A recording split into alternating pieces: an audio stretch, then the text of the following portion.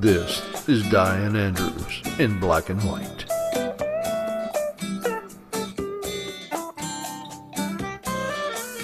The issues you don't want to talk about.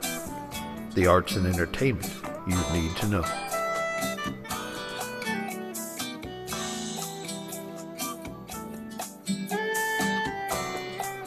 And now here's your host, Dianne Andrews.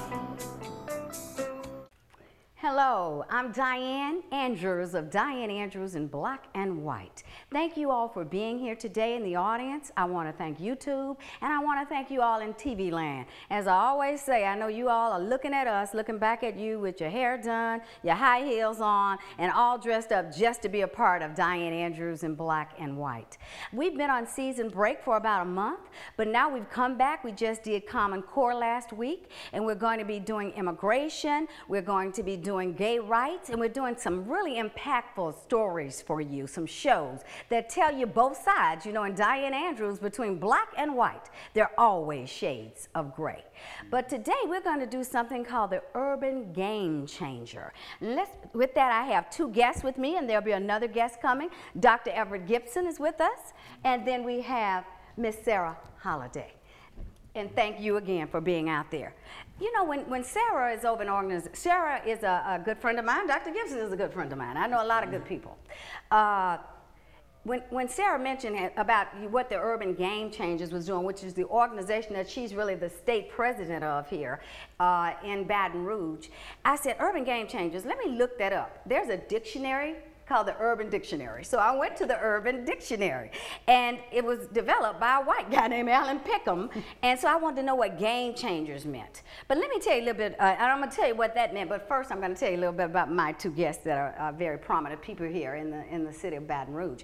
Sarah went to LSU about in the 80s, was it, Sarah? Yes, I graduated in 1984. Because people told her she couldn't.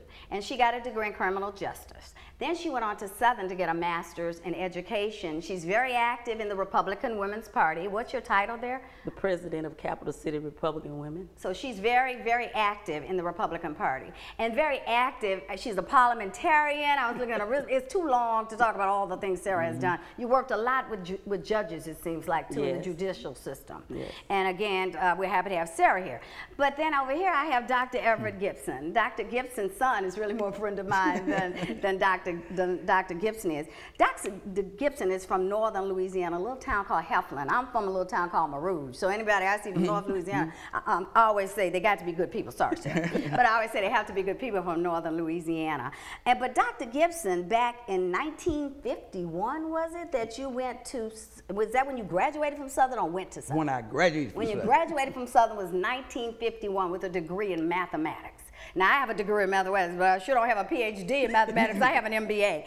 But Dr. Gibson went on to the University of Southern California and got his master's in mathematics, and then went on to the University of Illinois and got his PhD in mathematics. So I would say Dr. Gibson is a math scholar. He has taught in high school, but he ended your career, I think, here at Southern University, teaching at the college level. Is that right, Dr. Gibson? And as Professor Emeritus. Excuse me, as Professor Emeritus from Southern University. That's correct. So we're happy to have you here, and we're really going to talk about his book, because all of this ties together with urban game changing. If you don't have an education, you can't change any game. So we can talk about game changing love, we can talk about game changers in politics, we can talk about game changers in life. Right. But it is something that tremendously changes, like in football, when you put a quarterback out there when you're 20 to 10, and in 2 minutes he's got you 30 to 10. That, you know, he's a game changer. So that's what Urban Game Changers is about. There's a lady named Shirley Houssat out of Los Angeles, California, I think another Republican black lady, who started the Urban Game Changer. It's in 10 cities now, and Baton Rouge is one of the cities. Los Angeles is where it started. States. It's in Florida, Texas, cities over there. So tell us, what have you done with Urban Game Changer, and what is the plan to take it further?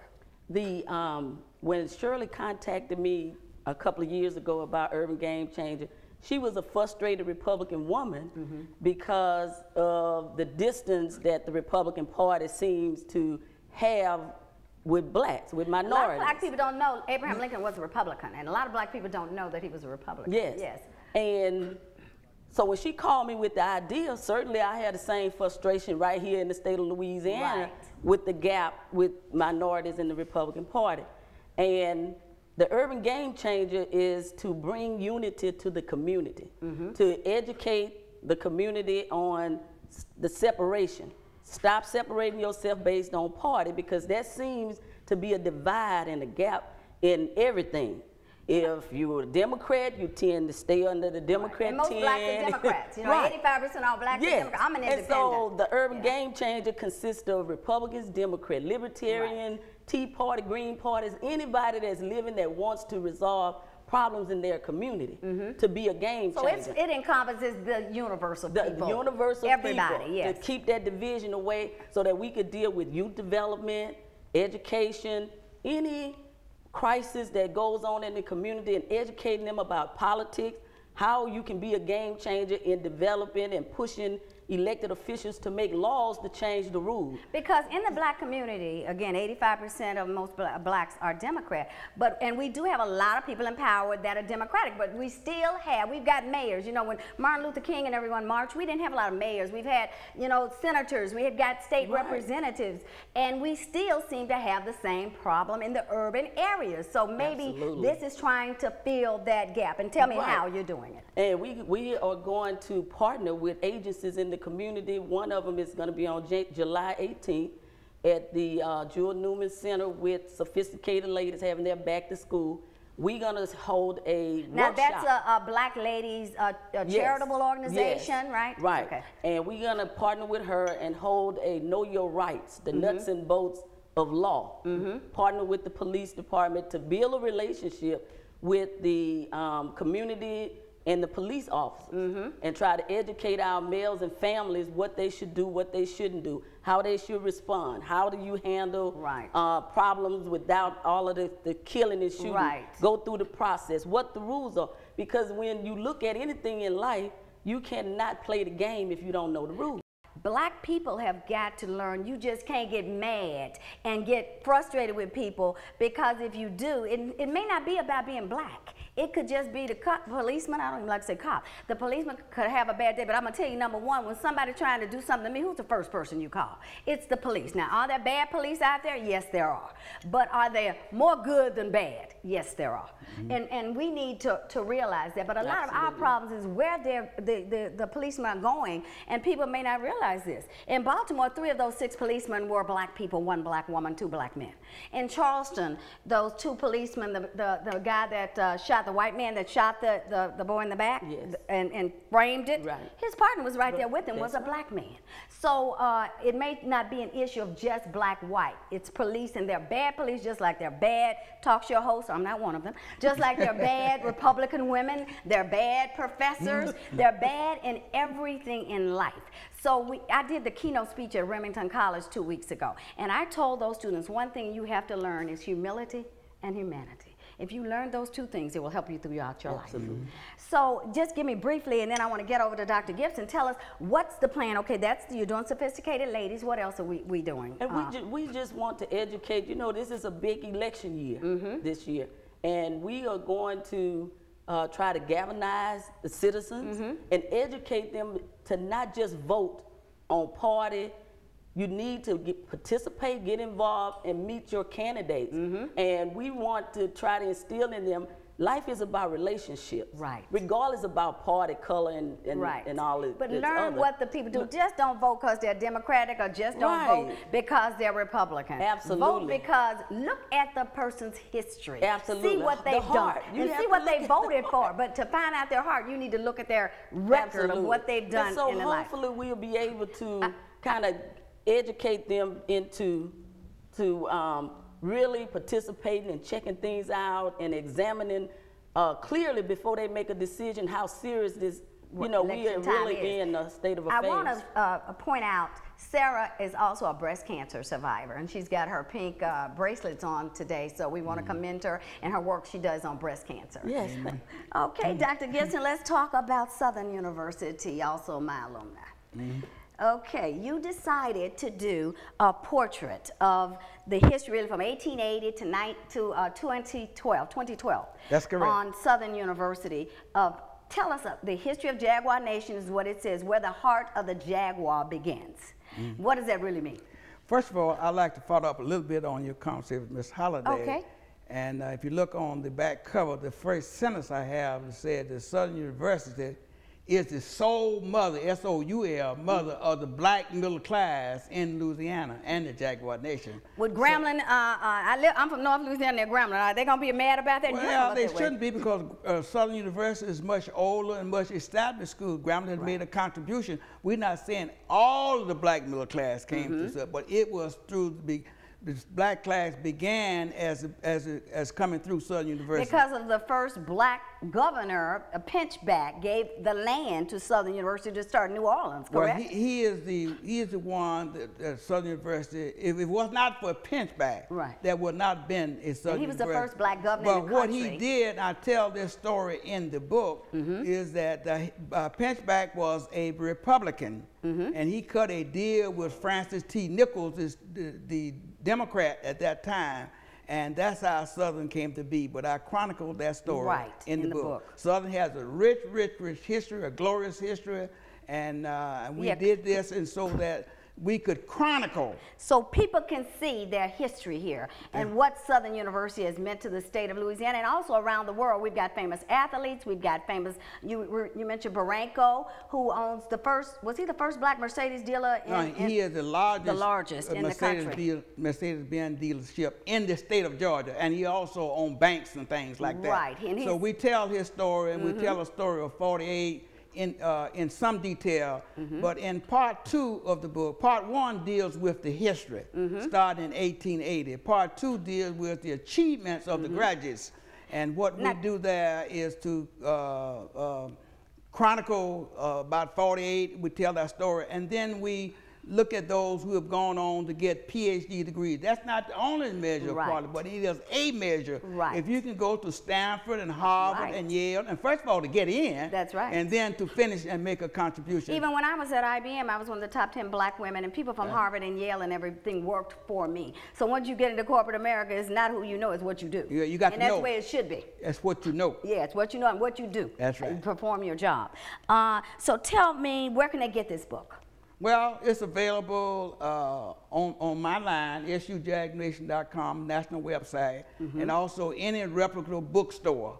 Barnes & Noble, they all carry my book. Oh, great. So thank you, Dr. Gibson, for being here. And we're going to continue with the Urban Game Changer, talking to some other people about how we can change lives in the urban community. And thank you for inviting me. You're very welcome. And I brought you a shirt. Oh, thank you. Game Changer shirt. Oh, good. Isn't this pretty? This is the logo. Thank you. Let's hold it so they can see that. Okay. Order your copies now of Dianne Andrews' latest books, Third Man Out, a suspenseful mystery by Dianne Andrews, and Gumbo for the Heart, 25 stories of faith, hope, and charity, both available now on Amazon.com.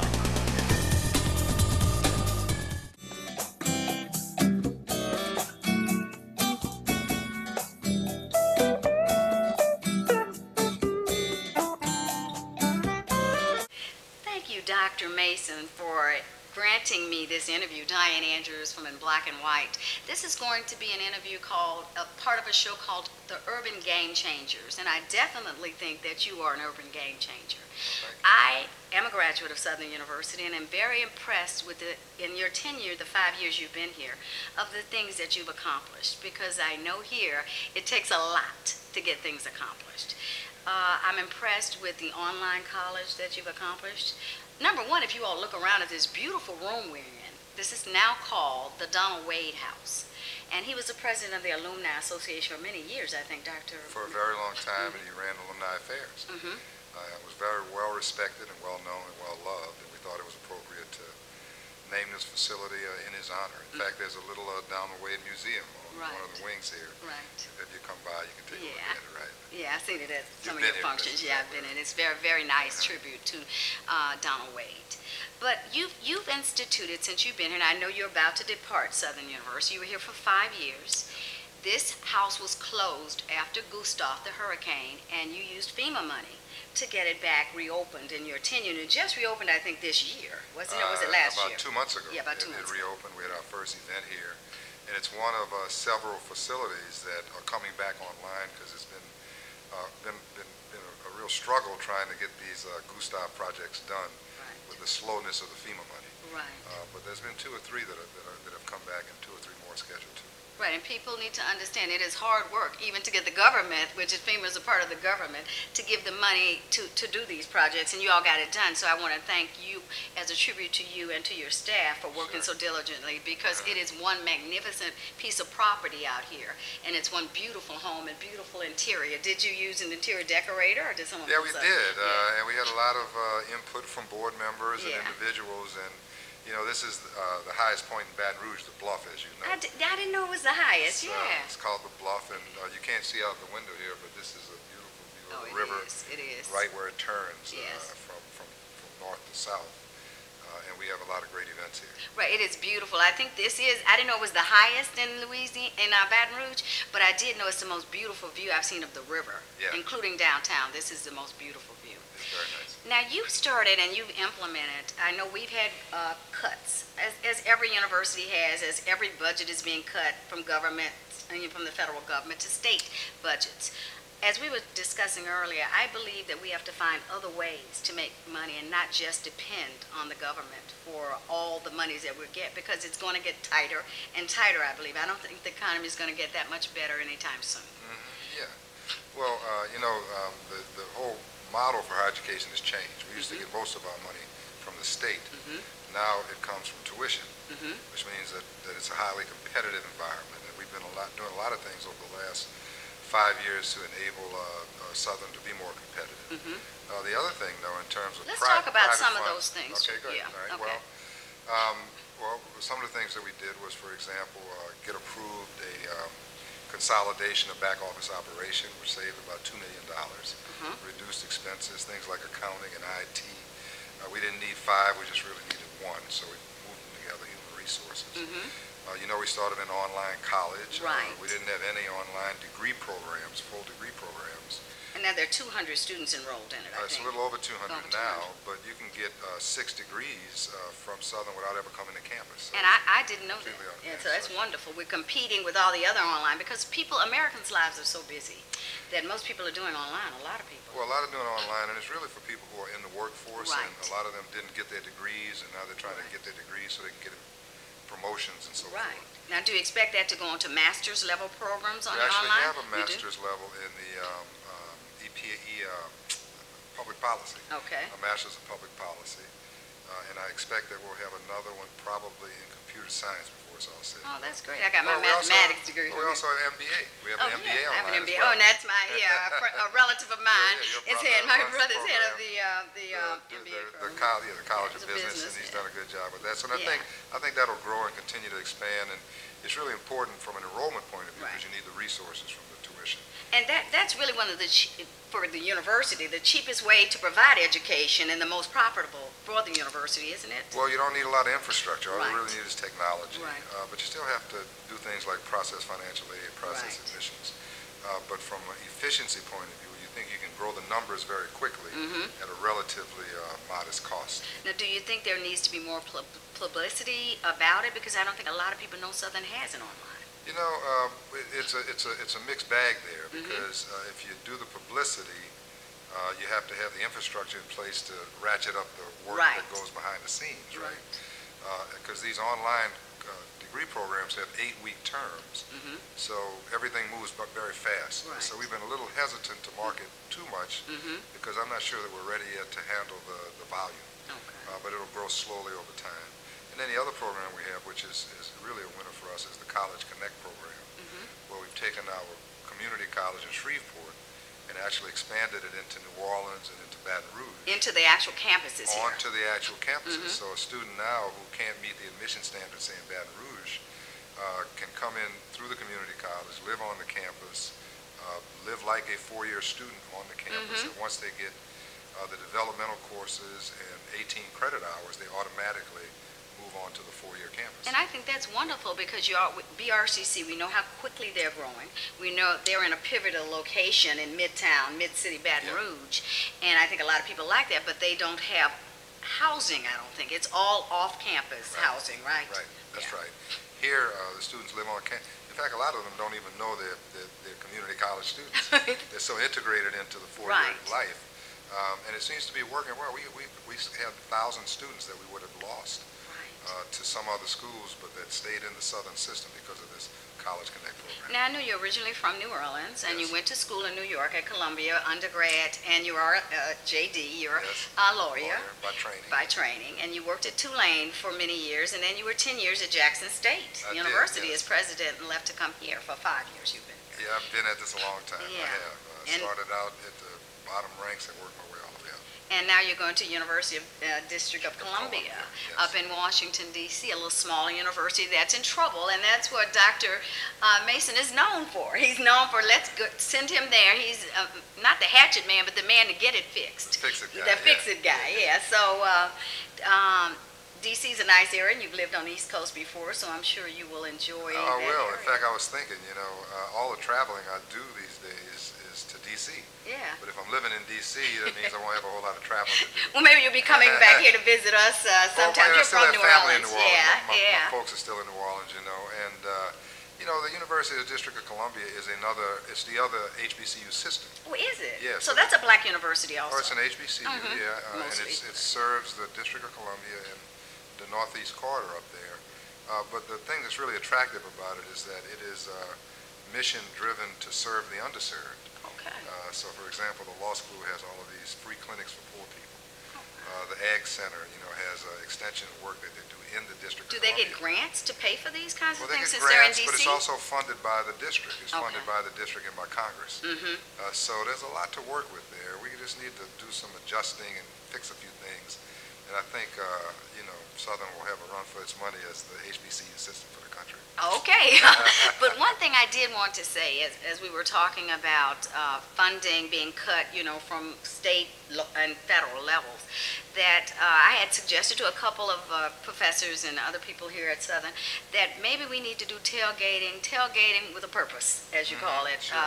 That people come out, there are a lot of plumbers, carpenters, and so many skilled laborers and just skilled people who have graduated from Southern University. We give telethons, radiothons for the purpose of getting money, but sometimes people would give their time. Maybe so. If we buy the faucet, maybe they'll fix the faucets in the union here at Southern University. So I think a lot of the onus has to come back to the individual who went to Southern University and who are doing well because of Southern University. But again, you have to ask them. You got to put them out there. Maybe Yeah. with your show and Yeah. working with Preston, the Right. alumni president, and we'll buy the hot dogs and not too much beer. Right. Maybe we can have a day like that. And I mentioned it to my brother also, and let me see what else. The men who cook, it was a way to make money. And as you say, Shreveport makes $100,000 off one event. For the cooking event. That's right, exactly and right. it's not a lot of manpower. Well, I need to mention though now, we have only about 2% of the alumni actually give donations back to the Right. because we have a pretty strong foundation now. Right. I don't know if you remember the $1 Million March, where we raised $1 million in 3 months. Right, The executive director, Alfred Harrell. and that was really good. Yeah, Southern grad, Yeah. Alfred Harrell is doing a great job. So, and And then I you was got here the 2 True weeks Blue. ago. You were here 2 weeks ago, That's right? When right. we were honoring 3 Right. big donors, That's right. So we're asking now. We Right. have cleaned up the database. Right. I think we have about 60,000 good names and addresses, and we have the electronic stuff going now. Right, and I So- think Preston, because Preston Castile, the National Alumni. Federation president for Southern, has been on my show quite a few times. And on his database, I think he said it was 40 or 50,000. 40 or 50,000. Yeah. Well, we actually put the databases together. That's good. That's good. Because it's all the same alumni. Right, that's right. And we're working together now. There's That's no good. competition between Right. the federation and the foundation. Right. So, and I guess I put that as an accomplishment. you That's know. a definite Uh, accomplishment because communications and people working together is one of the hardest tasks. Yeah. And I say, as being a manager, managing something and getting people to do their work and work with you is the hardest task instead of you doing it yourself. And we can't do Absolutely. everything ourselves. That's exactly right. So, What would you, if there was anything, I wanted to make sure, I'll give you my books. I've written 2 books, Third Man Out, which is a fiction, and I've Good. written a script for it. We're going to try to do a movie. Okay. And Gumbo for the Heart. General Honore is in here. Lola really? Falana is in Oh, here. wow. Okay, It's good. 25 vignettes of people who struggle and how they still live their life with resilience. good. Katrina survivors are in here. My mother and our story are in here. And stories of faith, hope, and charity. that's huh? right. If Beautiful. you think you're having a bad day, pick that book up. If there was anything you would like to add, what you think your biggest impact to this university is, Dr. Mason? Well, And he doesn't like to be called Dr. Mason, but well, whatever. Yeah. You know, it was a tough 5 years. Yeah. It was a tough time. Budget cuts. right. Change is never easy, Right. you know. But we did some things. I think we left it better than we found it. Mm-hmm. I mean, start with, for example, the Triangle. Remember those old dilapidated dormitories that were there Yeah, for years? they're gone, I think. We found some money to tear them down. Yeah. We facilitated the Bayou Plaza over here getting fixed up. Mm-hmm. There's new sewer lines and things like that, things people don't see. Right. We talked about the online college. We talked about the Community college. community college Yeah. on a 4-year campus. But I think the biggest accomplishment was that we were able to work with the board and the Black Caucus to get special money every year just to keep the doors open. And I Yeah. read something. In fact, I think Yeah. someone mentioned it to me about the Black Caucus, since you bring that up. And there's some statements working with the President Obama about the historically black That's universities. the Black Congressional Caucus. Okay, that's the Black Congressional. Yes, the there's national. there's a new HBCU caucus. In fact, I'm on the board of the Thurgood Marshall College Fund, and that's what helped put that together. Okay, So we got big plans for that. and you'll be right there in D.C. I'll be so, right there in yeah. D.C. And you know, we got the black male thing. We do the 5/5 agenda for America. So it's all tied together. Now, you know they're getting ready. In fact, I'm interviewing one of Farrakhan's head people, but they're getting ready to do a Million Man March again. October the 10th is when it will be. I was at the first one. Yeah, well, they're doing it again. But I asked, I said, you all going to have women this time? And they said, yes. So women out there, it will be the 100-man and woman march in Million Man October and 10th. Woman Yeah, March. Okay, yeah. yeah. So they're getting ready to do that again. I saw it was a great idea, a great concept, but it fell down a little, I think, with the aftermath of what happened with it. Not Because to nobody knew what happened Right. afterwards, right? Yeah, we don't. I don't think anything. I think some places continued, but if you don't get some feedback to people and you don't know what your next Follow-up, step is and the follow-up. follow-up, yeah. Yeah, it was a great, I'll tell you what, though, there was a whole bunch of brothers We're out getting there. ready to do it again, so, and we want people to, this time, hopefully, they'll have a follow-up plan to the Million Man and Woman March. So, Dr. Mason, I wish you the best. I hate to see you go. I'm just getting to know you as you're leaving, but I have been very impressed with the things that you've done here in 5 years at Southern University. So I know you're going to do big things up at the University of D.C. also, and we wish you the best there, you and your Thank you family. for having me. Thank you for being on Okay. Dianne Andrews in Black and White.